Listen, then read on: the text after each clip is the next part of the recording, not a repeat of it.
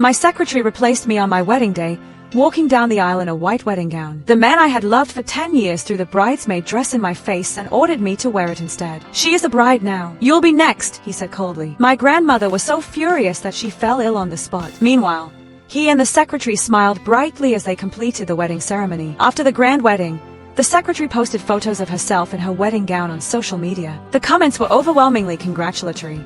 Today is such a beautiful day.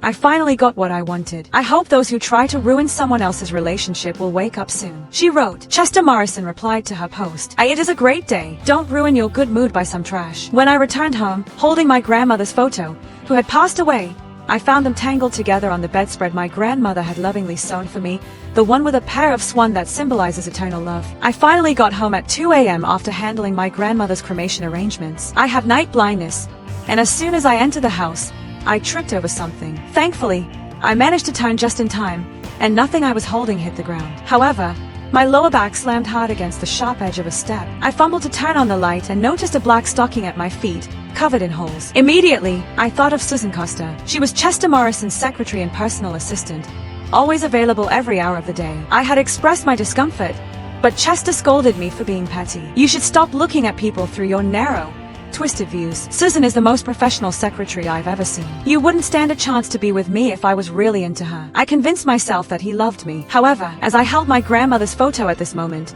I'd make space for Susan. Thinking of my grandmother, I quickly checked the photo to make sure it was not damaged. Even though I did not damage it, it was my grandmother's last photo. The photography studio had repeatedly warned me, take good care of it.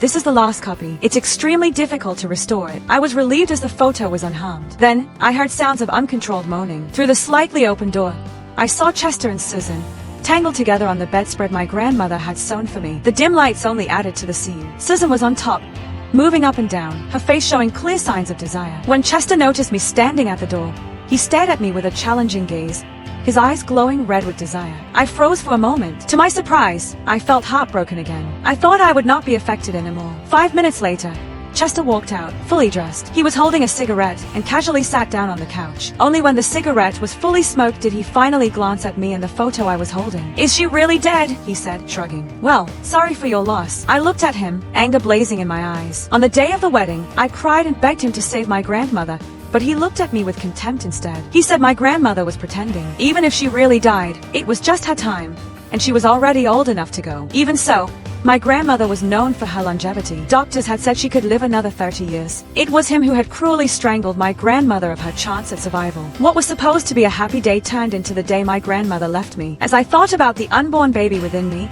I found it all laughable. Chester, do you know, Chester, I feel weak, interrupted Susan as she walked out and leaned into Chester's arms, her face still flushed from their earlier actions. Chester quickly helped her sit down and turned to me. What did you want to say again? I laughed bitterly at the sight, and a wave of deep exhaustion washed over me. I looked at him and said, let us break up, and not meet each other for good. To my surprise, I felt strangely calm. He frowned and replied, I don't understand what you're complaining about. She's lived long enough. Can you stop being so dramatic and immature? Stop living in your fantasies. Fine, I'm sorry. Stop looking so upset. Chester walked toward me, trying to pull me closer, but I evaded him. His expression turned dark, but I did not care. I held my grandmother's photo and started walking toward the room. I would never set foot in this dirty place if it were not for the need to take a few things. Susan blocked my way, looking confused. Is this your grandmother's photo? She really died. As she spoke, she threw herself into Chester's arms, her brows furrowed. What's the point of keeping her photo? She then pointed at the photo in my hands and continued. Chester,